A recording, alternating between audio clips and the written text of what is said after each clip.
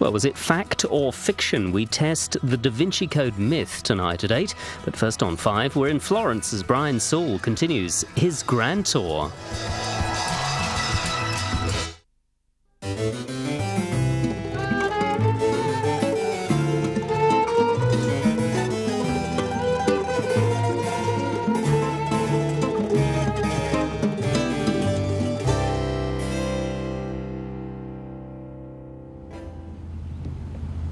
This is the very road on which grand tourists travelled the 50 miles from Bologna to Florence in the 18th century. It winds through the Apennine Mountains. Grand tourists went perhaps 30 miles at most in a day, but coming over these hills, not only were the roads rutted, there was no paving. You were over raw earth, which in summer kicked up hideous dust and in winter was muddy. Passengers actually had to get off and walk. So any idea of covering 30 miles in a day was just out. The road's many villages provided hostelries in which to spend the night on flea-ridden mattresses stuffed with filthy straw and be overcharged for abominably nasty food. In one of them, William Beckford, though the richest boy in Britain, was offered no alternative to crow's gizzards and mustard for his dinner. Once over these hills and descending into what was then the Grand Duchy of Tuscany, the unseasonably bitter weather changes. The sun shines, birds sing, and it is spring. Exactly what should have happened when, weeks ago, I crossed the Alps.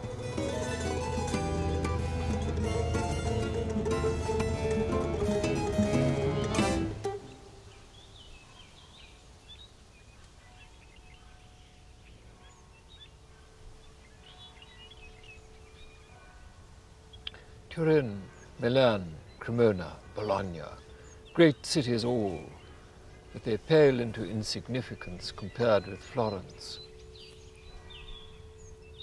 We've just come south from Bologna, over the mountains, snow on one side, the warm south on the other.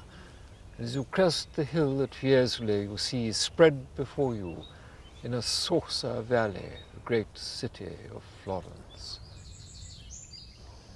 Your father, your uncles, your grandfather has told you of this view.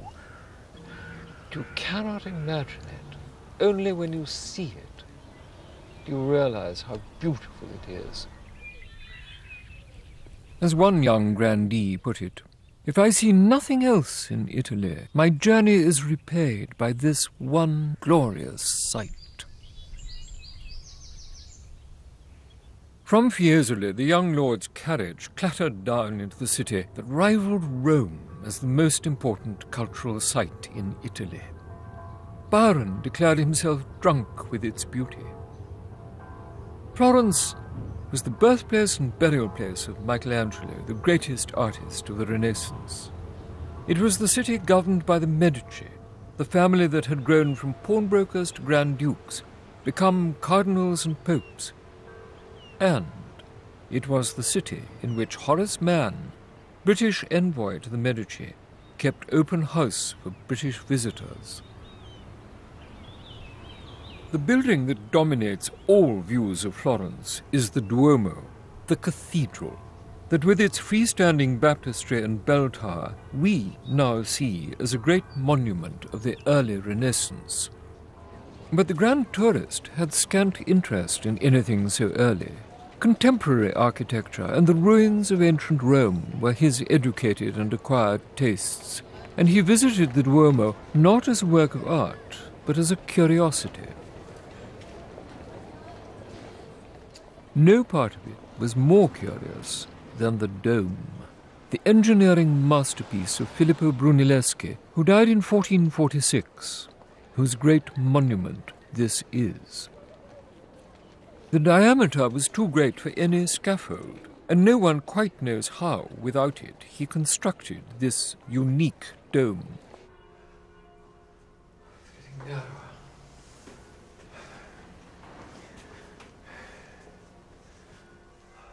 The first surprise is the view of the interior, painted, crudely, by Giorgio Vasari, huge, Michelangelo's younger friend and earliest biographer. This encyclopedic view of the Last Judgment, the bodily resurrection of the dead, their welcome into heaven, and their dragging down to hell, seems a thing of dramatic medieval horror at which a young Protestant milord might laugh. It was, of course, an opportunity for Vasari to imitate the great nudes of his hero, Michelangelo, or to rival Correggio's dissolution of the architecture of the cathedral dome in Parma.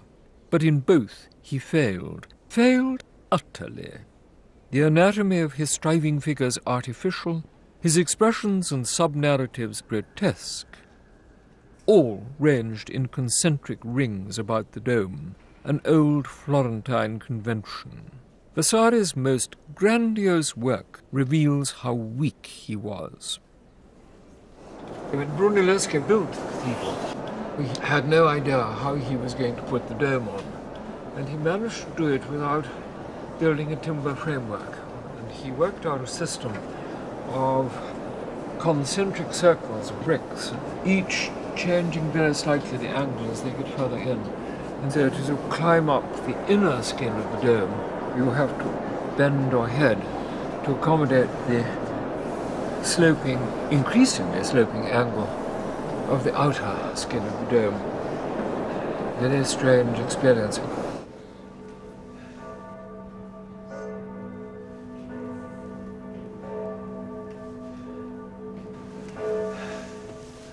On the other side of this slope is the Last Judgment that we saw a few moments ago. And above here are the tiles that are so visible for miles on any view of Florence.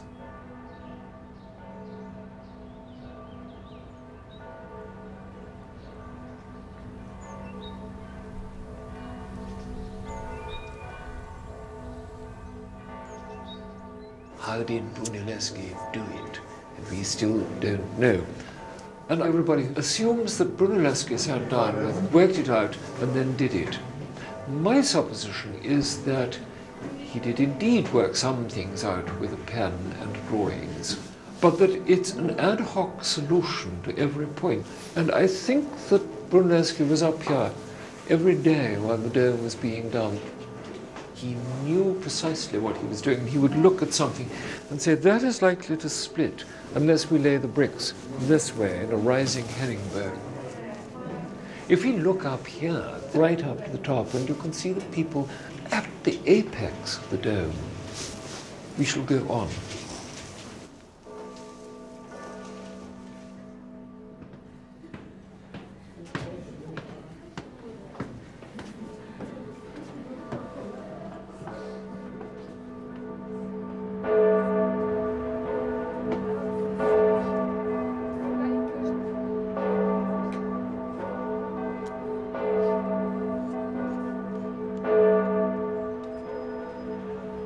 Up here 50 years ago, there was really nothing to restrain you from the invisible force that draws you over the edge of things to great height. There was only this bar. None of this was here. It's really very strange, compelling feeling to move closer and closer to the edge and just slip into oblivion. From the magnificent marble lantern that tops the dome, Florence is laid out like a model for a bird's-eye view, and we can weave our way through the dark alleys across the River Arno to the vast Pitti Palace. This ugly, heavily rusticated prison of a palace was once prettier and smaller, but when the Medici bankrupted the Pitti family for whom it had been built, they assumed ownership, and half a dozen architects were commissioned over centuries to make it what it was. A palace for the Medici Grand Dukes, and ultimately for the first king of a united Italy. One visiting Englishman described it as the most magnificent pile in Christendom, and another thought the paintings within it the best he ever saw.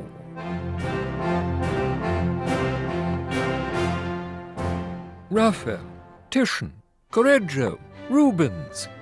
These masters of the High Renaissance and Baroque hang together, frame to frame.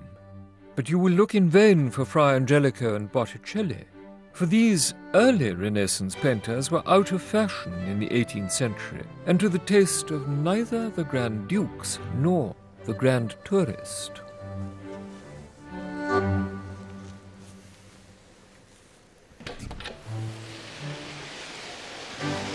Gosh.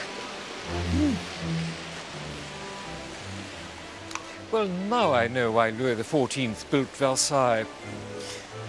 Medici was his grandmother, and she must have told him about this. Actually, it's twice as wonderful as bits of Versailles. And look at that. Feast your eyes on it. No wonder Louis built Versailles.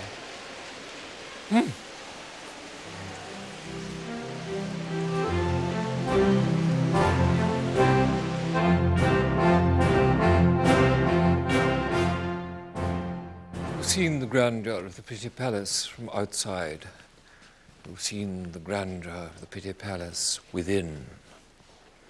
Now I want to show you something much less grand, though to us it will seem quite grand enough. It is a small room. It is the bedroom of the last Grand Duke of the real Medici. He was a great eccentric. Amongst other things, he did not care for women. He cared for them so little that he couldn't even try to sire an heir. And for the last 10 years or so of his life, he knew that he was the last of the line, that there was no other Medici to come. And so, in a sense, he gave up. He said, I shall enjoy the life I want to lead. I've always wanted. And retired to his bed. His bed was in that alcove where there is now an altar.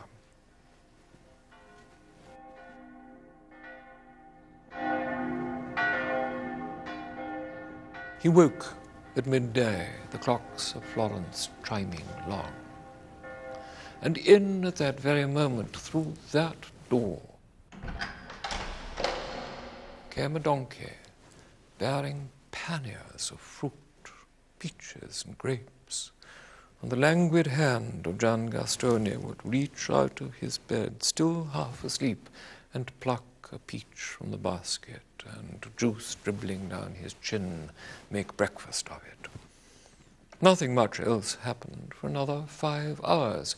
And then at 5 o'clock in the afternoon, it was dinner time. And in came dinner and the ruspanti. Now, the ruspanti, I have to explain, were named after a worthless coin, the equivalent in Florence of a farthing, the ruspo. And they were so named because they were worthless boys, all boys, naughty boys, lascivious boys, willing boys. And they ate their dinner and they cavorted round the bed and they entertained the Grand Duke. It was an extraordinary entertainment to which the occasional young Grand Tourist was a witness. Imagine you're 18 or so, 19, 20 perhaps. You've been to Eton, so you are not entirely unaware of what is going on. But to find that it is the formal entertainment of one of the grandest courts in Europe, far grander than anything the Hanoverians could provide, was quite astonishing. 370 naughty young men attended the funeral of Gian Gastone, the last of the great Grand Dukes.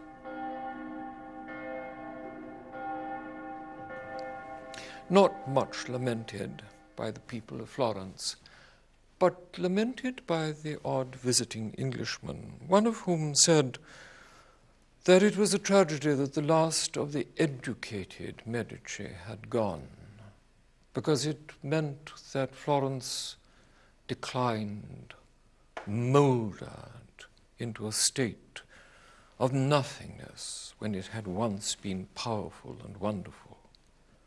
He was replaced by a cadet branch of the Medici, the Lorenas, and they came into this palace and they left it much as they found it, except for this bedroom, in which such unspeakable things had been done that it could not be borne. And so they wiped the slate clean. Out went the bed, out went the chamber pot, and in came the altarpiece. And there it still is. A sad reminder of how religion manages to spoil absolutely everything.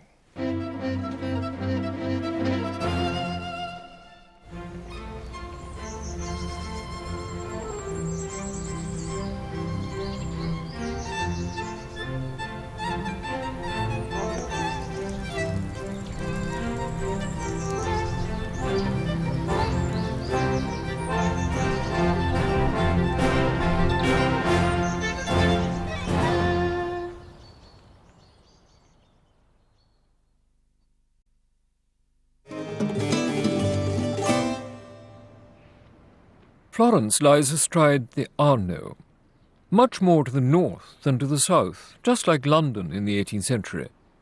And the most famous bridge linking these unequal halves is this, the Ponte Vecchio, the old bridge. Now made shoddy by souvenir shops, it is, like the dome, a point of blind pilgrimage for tourists, but grand tourists crossed it too. Ever neglectful of the social graces, I have forgotten to introduce you to my flannel Prudence. Prudence is this piece of flannel stretched over my shoulders against the bitter wind. Young grand tourists were advised to bring a flannel Prudence with them from England to protect them against unseasonable changes in the weather. Just such a change is happening now. I'm standing on the Ponte Vecchio in Florence, and the wind is as bitter as the wind on the Bosporus in winter. The view is beautiful, and I see hundreds of tourists pass before me, glancing neither left nor right, looking for souvenirs or other tourists or God knows what, but not the view. Grand tourists, however, came here for the view. Grand tourists stood where I am standing and looked downstream at palaces flanking the river.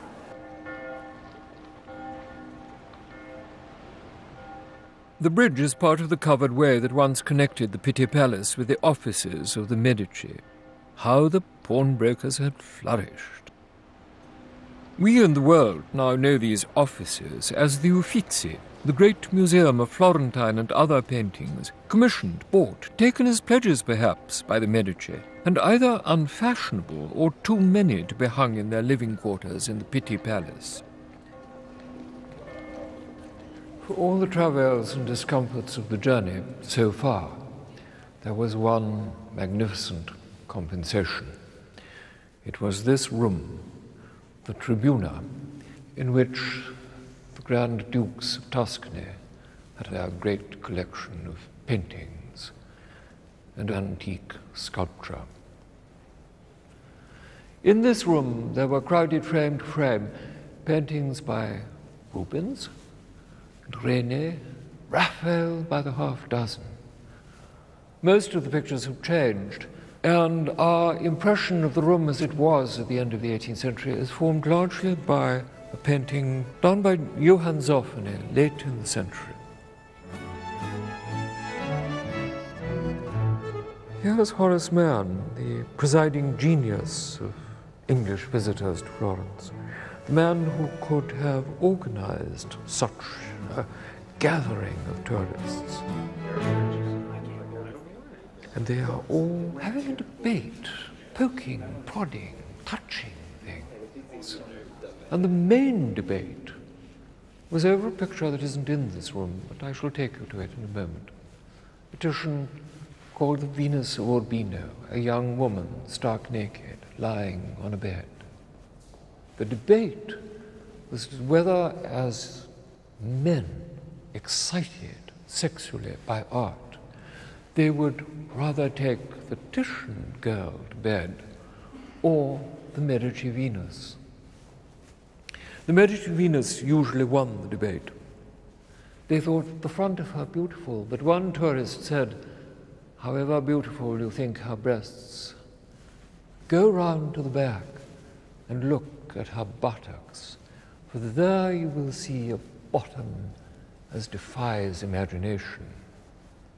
It did not, judging from its sticky grubbiness, defy the urge to touch.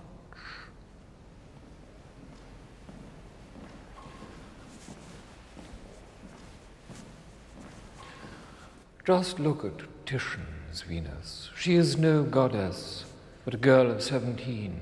She's a Venetian courtesan. It is afterwards. Her lover has gone. She lies, provoking us, kisses lying heavy on her shoulder and her neck, eye contact, deliberate. Look at her eyes, look at her disheveled hair. This is a girl who is provoking you. She is already sated, but she is ready for you too. How could the boys prefer the other Venus?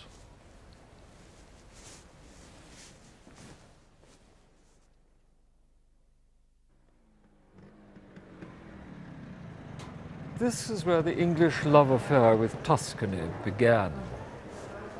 Standing in this rather drab back street, a few yards from the Arno, is the little palace that belonged to Horace Mann.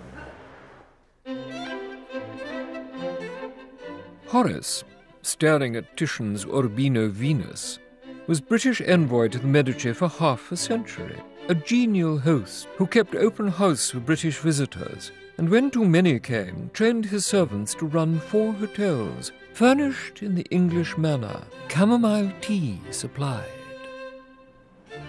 The land on which the palace is built belongs to the Frescobaldis, an ancient Florentine family.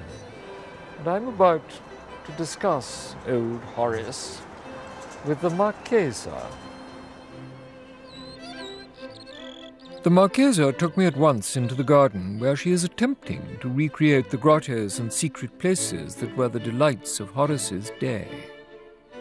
His celebrated or notorious palazzo parties overflowed into the garden, which was lit and furnished like the pleasure gardens at Vauxhall, a perfect place for assignation and sexual encounter. A generous host, but a fiddle-faddle of a man, a wet brown paper of a man. He was what the married 18th century gentleman mocked as an amphibian, and had an eye for pretty boys. It must have been great fun running a household to which people of whom you knew but did not know were constantly coming, knocking on your door and saying, entertain me. Well, in a way, I must say that this does happen in Florence quite often. I mean, it happens to me the whole time, and I love it.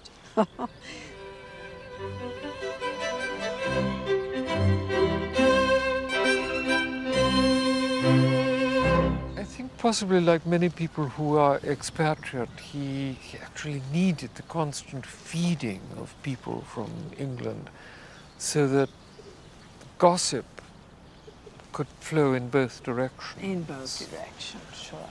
And I think by nature he was a gossip. There are sayings that he was a kind of a spy, I'm afraid, because he was so interested in whatever was going on here, and people thought that he was asking too many questions and he wanted to know too many things.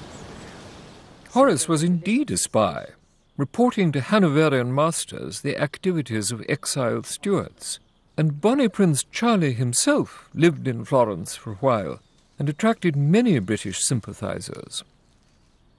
Taking my leave of the Marchesa, I go in search of higher things, none loftier in the 18th century than Michelangelo. Florence is littered with ghastly souvenirs of his great David, and a copy stands outside the Ponte Vecchio, the ancient heart of the city. But we shall concentrate on the original. Is any sculpture better known than Michelangelo's David? David represents for the city of Florence, and had done for at least 100 years, a heroic image of a small state against states much larger and more powerful. David, the boy who killed the giant Goliath. The traditional iconography is David with his foot on the severed head of the giant, the victory victorious. What Michelangelo has done is rather different. He gives us not an ordinary boy, as predecessors like Donatello had, but to make what one 19th century English writer described as a gigantic hobbledehoy. Symonds, when he said that, recognized the truth of this sculpture, the realism of it. It is a boy who is adolescent, who is not full grown, who has narrow shoulders and big hands and feet, who has the awkwardness about him of true adolescence. He gives us a boy who is pensive, who knows that on his shoulders so much depends. He must be victorious. This is the moment before the slingshot that kills the giant. A slack hand, a hand about to do something dramatic.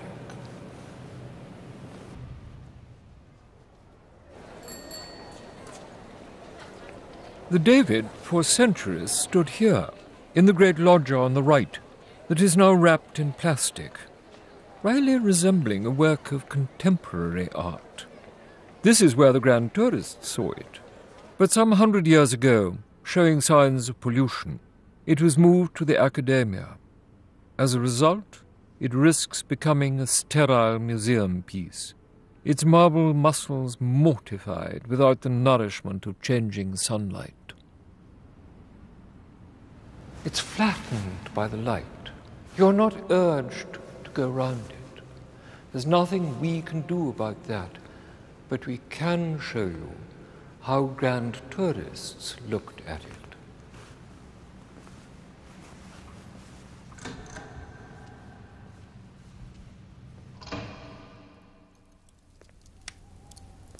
Imagine we're on the open loggia of the Piazza della Signoria. We can walk round it with our flaming brand, illuminating not only the statue but the darkness, throwing shadows. Look at the hair in this flickering light. Look at the limbs in this flickering light. This is how young grand tourists enjoyed looking at sculpture. Imagine if we could see this sculpture as we should. Fascinated by the life and work of Michelangelo, the young milords made the pilgrimage here too, to the church of Santa Croce. Luckily for them, though, they did not have to suffer this outrageous facade. It could be classified as late wedding cake or early water closet. It fits perfectly with both, for its date, insofar as you can see it, is about 1850, and it was paid for by an Englishman called Sloane. It's a perfect piece of Victorian Gothic with Italian overtones. It reminds me both of the shopping centre at Hammersmith and the Albert Memorial outside the Albert Hall. It is hideous beyond belief. However, behind it lies an ancient Gothic church of some grandeur. And a church indeed so large and so grand that the Florentines, for centuries, buried their great men in it. And it is one of those to whom I have come to say farewell.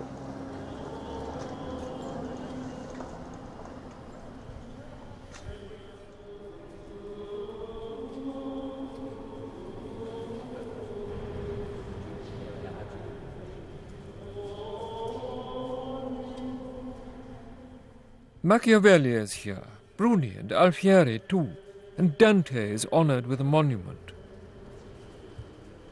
But most visitors to this echoing cavern of a church have come to see the tomb of Michelangelo.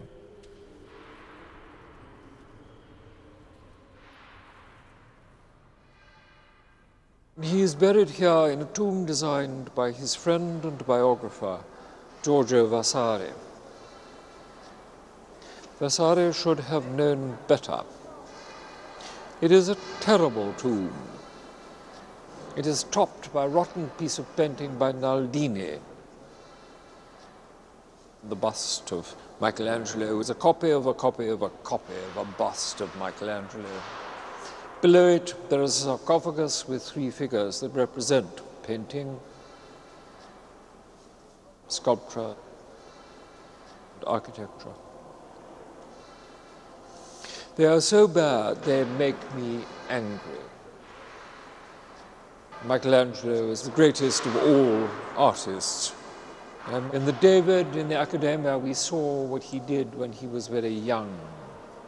That gives you a measure of the man who is, I may say, dishonored by this tomb.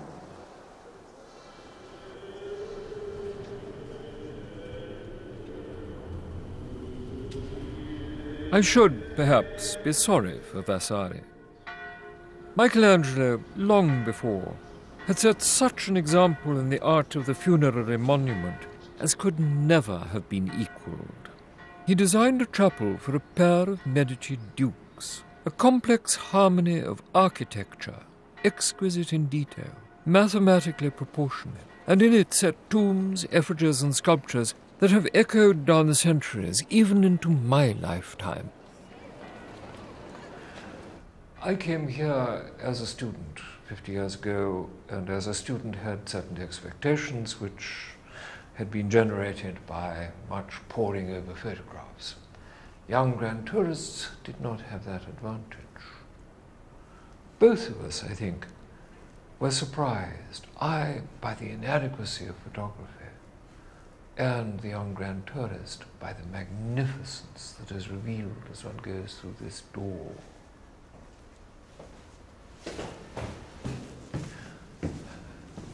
From this doorway, one is tilted towards this wall, containing a tomb that is so familiar.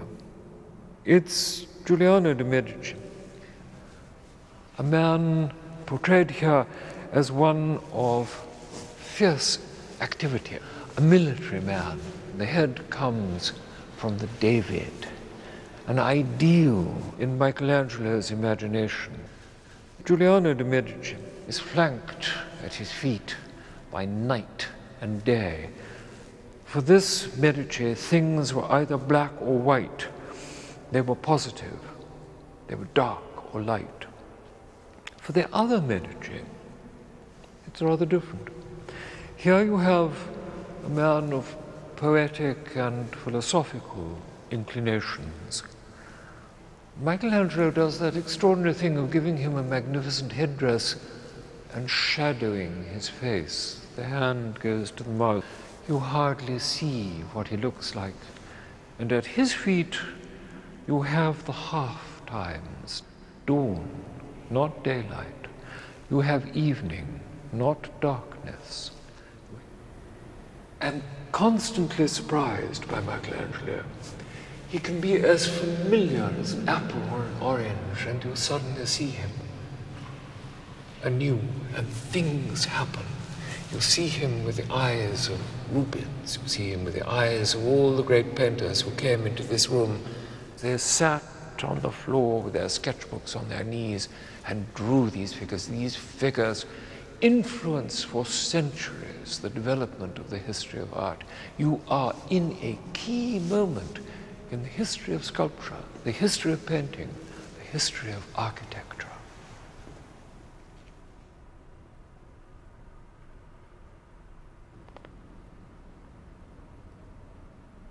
There was a man of such genius at such an early stage in his life that there has never been anybody who could match it.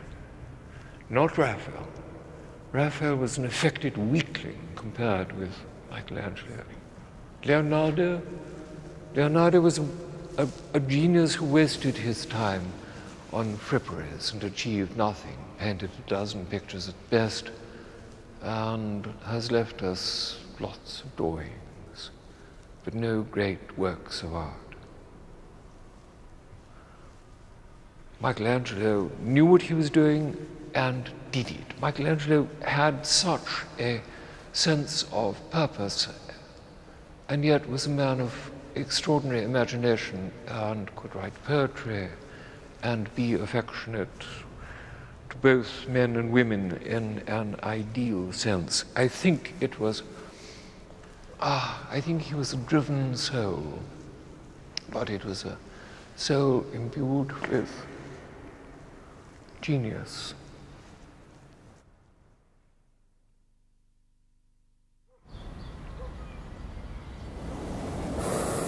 Only one physical thing could requite the mood of exaltation inspired by Michelangelo.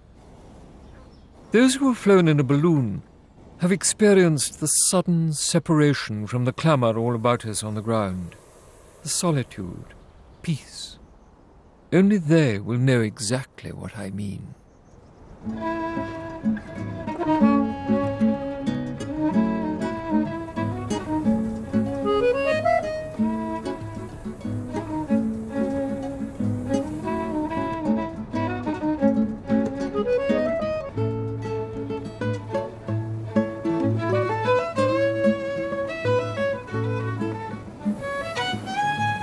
Memory does not defeat me. The man who brought ballooning to London late in the 18th century was Italian, not French, and certainly not Montgolfier. That's it. That's it. My compliment. And few people know that. He set up just such a balloon as I am in Belgravia, more or less where Belgravia Square is now.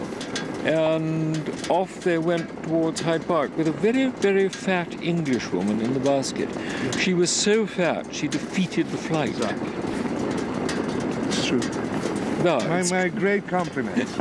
Yeah, really, I really appreciate that, because many people doesn't know nothing about. Yeah. They think always that Montgolfier brothers did everything. They never flown. No. It was an Italian who came to England and said, "This is how you fly a balloon." And of course everybody flocked to it as a great entertainment.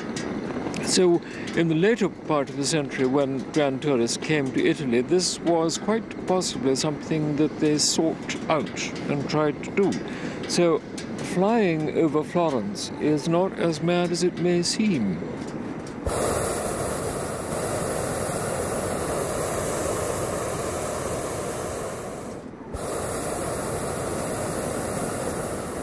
Is that the old road to Siena? Yeah, it is. Exactly. Good. It's via Senesi, Certosa, and then the motorway to Siena. Yes, we shan't take the motorway, but we shall take that road when we leave Florence. In taking us along the old road to Siena, the wind was prescient. A couple of days later, I was back on it, pretending that my Mercedes is a horse-drawn carriage, musing on the comfortable reputation of the women there.